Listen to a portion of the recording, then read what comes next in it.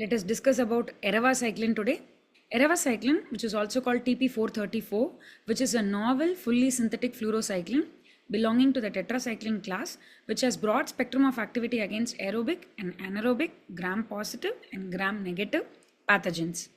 So if you see the spectrum of coverage, it covers MRSA, VRE, and Enterococcus faecalis, and extended spectrum beta-lactamase producing Enterobacteriaceae, AMC producing Enterobacteriaceae, and carbapenemase producing Enterobacteriaceae, and carbapenem resistant Acinetobacter baumannii. Coming on to the mechanism of action, the tetracyclines usually form chelation complexes with the magnesium, which ultimately allow for the dissociation and diffusion of the free tetratricyclines through the lipid bilayer of the cytoplasmic membrane. Once they enter, they bind to the 30S subunit of the ribosome, specifically the 16S rRNA, which inhibits the attachment of the amino acyl tRNA to the acceptor site of the mRNA ribosomal complex, interdicting the elongation phase of the protein synthesis. It prohibits the incorporation of the bacterial amino acids into the peptide chain. So the interaction between the tetracycline and the ribosome is mostly reversible, and that is why it has bacteriostatic activity. So as I told you, it has reversible bacteriostatic activity for organisms like Staphylococcus aureus, Enterococcus faecalis, and a variety of gram-negative species. But in some organisms, it has bactericidal activity, that is with an E. coli, Acinetobacter baumannii, and a number of Enterobacteriaceae species, including Klebsiella pneumonia.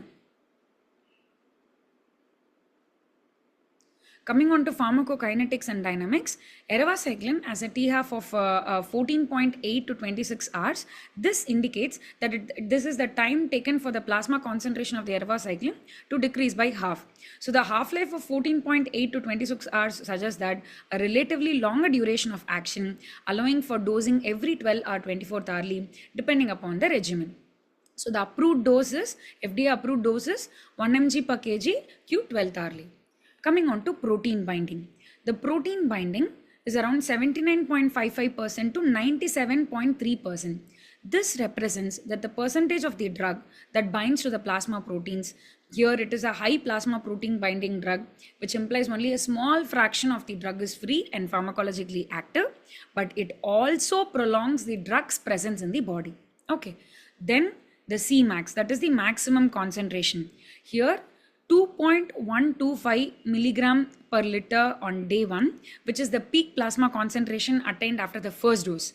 And then 1.825 mg per liter on day 10, which is a slightly lower value on day 10, which it could be because of the pharmacokinetics or steady state conditions or adjustments in dosing. Okay, and volume of distribution is around 58.3 to 320 liters, which is a theoretical volume that the drug would occupy if evenly distributed throughout the body.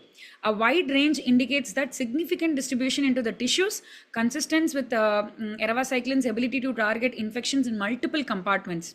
Okay, then clearance, which is around 2.3 to 13.9 liters per hour, which represents the volume of the plasma cleared of the drug per hour, where the range suggests variability based on the patient factors like liver or kidney functions.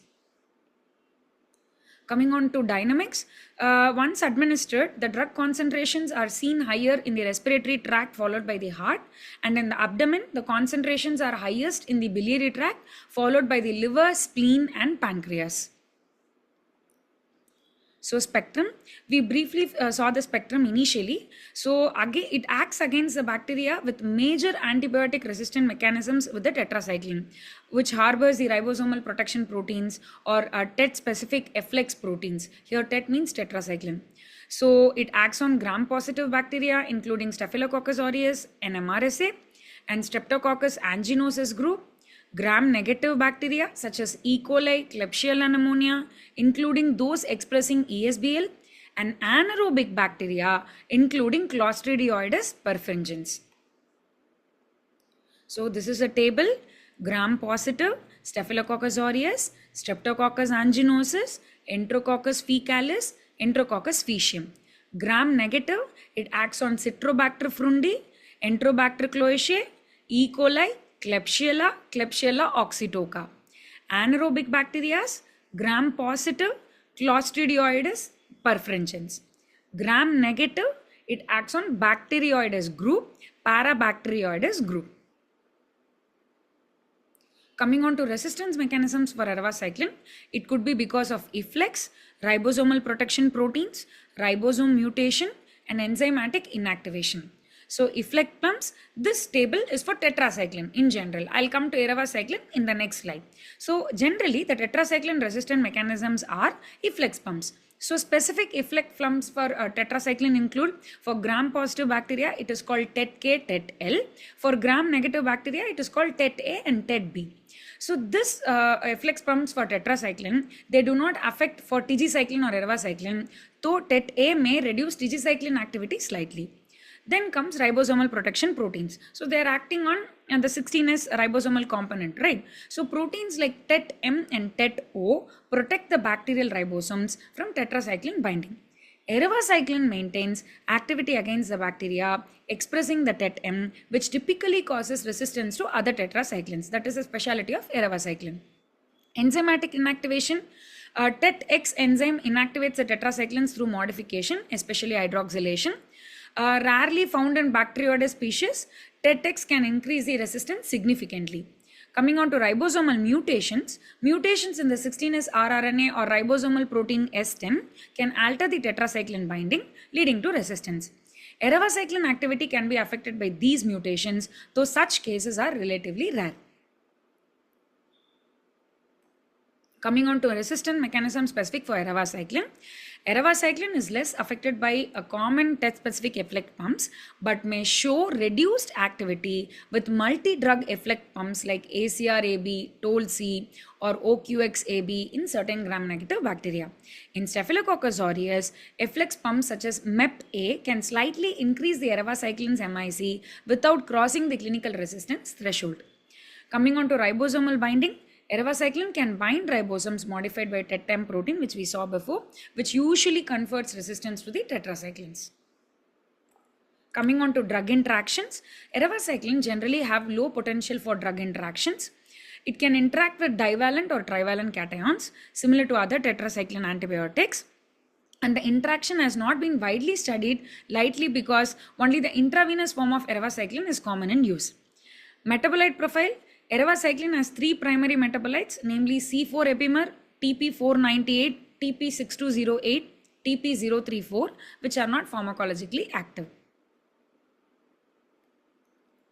And drug interaction, CYP3A4 substrate. Ervacycline is a CYP3A4 substrate, and interaction studies show a reduced ERV concentration when co-administered with the CYP3A4 inducers like rifampin, leading to decreased efficacy. So recommended adjustment, increase the ervacycline dose to 1.5 mg per kg every 12th hourly with strong CYP3A4 inducers to maintain efficacy.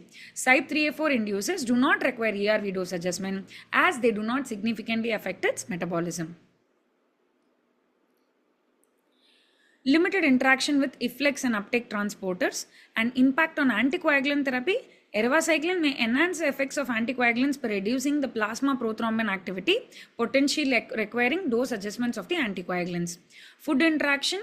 Food intake can reduce the plasma ervacycline concentration if taken orally, though this is more relevant in contexts where oral administration of ervacycline is being considered.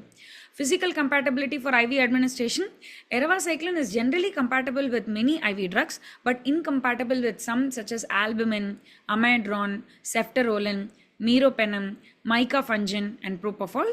Care should be taken when administering ervacycline concurrently with these drugs. So dose, as I already told you, the FDA approved dose is 1 mg per kg intravenously every 12th hourly for a duration of 4 to 14 days in cases of complicated intra-abdominal infections.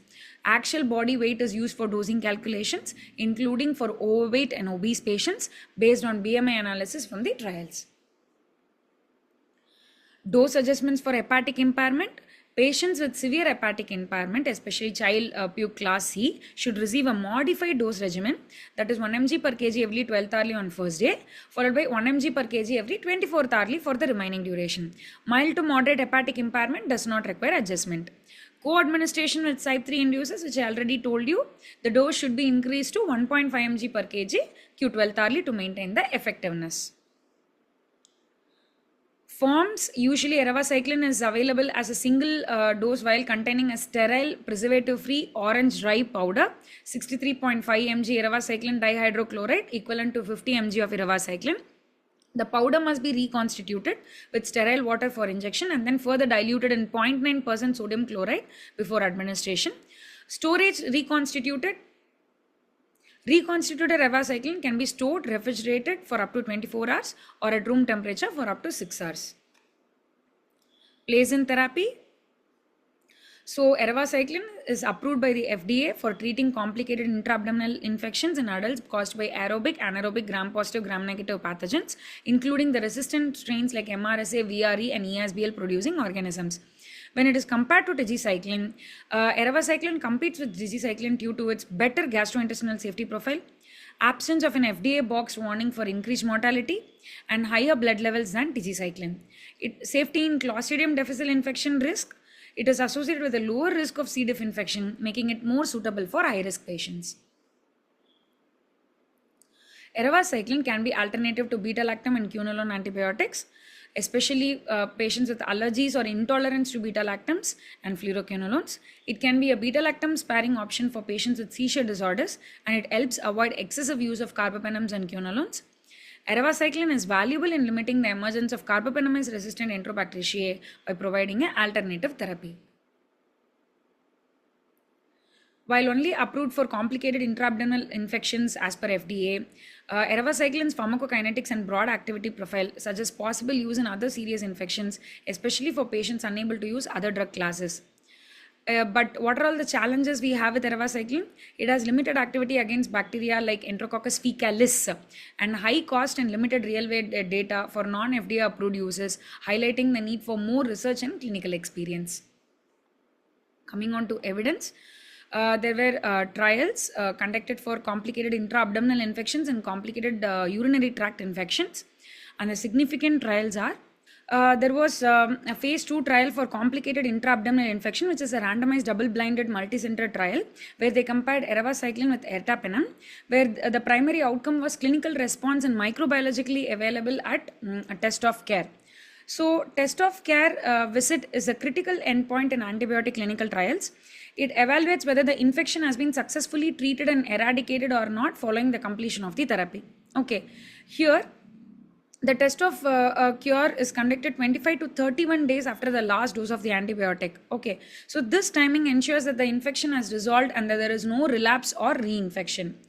So ervacycline demonstrated efficacy comparable to ertapenem, supporting its use in complicated intra-abdominal infection. And there was the next trial called IGNITE-1 trial. It is a phase 3 randomized double-blind comparator trial where they compared ervacycline with ertapenem, where clinical response at test of curve in population was assessed, where non-inferiority to ertapenem was achieved, confirming its role as a carbapenem sparing option in complicated intra-abdominal infections. And there was an IGNITE-4 trial, phase 3 randomized double-blinded comparator trial, where they compared it with meropenem, and they assessed the clinical response at the end of the treatment, where ervacycline was non-inferior to meropenem, supporting its efficacy for complicated intra-abdominal infections. Coming on to evidence on UTI, there was one trial called IGNITE-2 trial that is for complicated urinary tract infection, which is a phase 3 randomized double-blind comparator trial, where ervacycline was compared with levofloxacin, and clinical cure rate and microbiological success was assessed.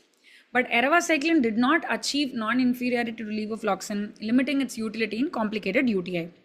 IGNITE-3 trial, where ervacycline was compared with ertapenem, where clinical cure rates and microbiological success was assessed. Ervacycline failed to demonstrate non-inferiority to ertapenem, highlighting its limitations in complicated UTI.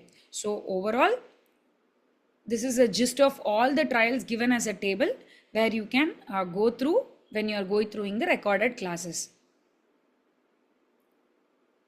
So this is a gist of the table where ervacycline is effective against. So this table gives us a gist of information about ervacycline, wherein you can see it is active against all forms of beta-lactamases for Enterobacteriaceae, and it is also active against Acinetobacter, but it has no activity for Pseudomonas, but it has better activity for gram-positive and anaerobic organisms. Thank you.